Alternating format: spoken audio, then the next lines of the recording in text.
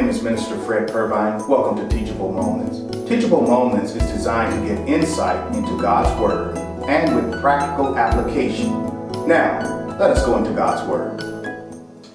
All right, we're ready to go in God's Word today, and today we're going to be in the book of James. I would like to invite your attention to James 1 and reading at verse 12, which reads this way: "Blessed is the man that endureth temptation, for when he is tried, he shall receive the crown of life which the Lord hath promised them that love him."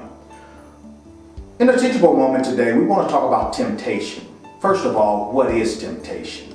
Simply put, temptation is to entice to do wrong by promising a pleasure or gain.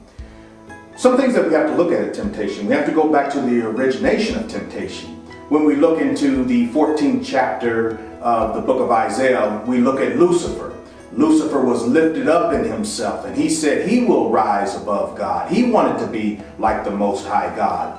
One thing that you'll find that is consistent with temptation is you have to deal with the lust of the flesh, the lust of the eye, and the pride of life.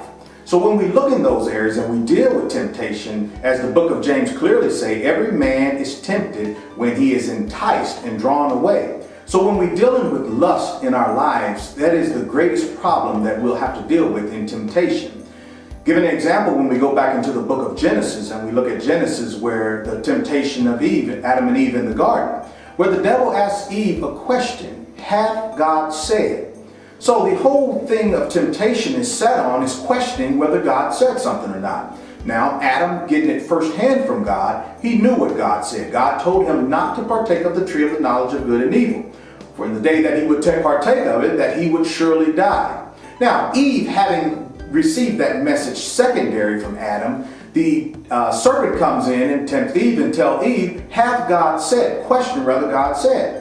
And he also said that it will make one wise, and it will make one, it promised something that it could not do.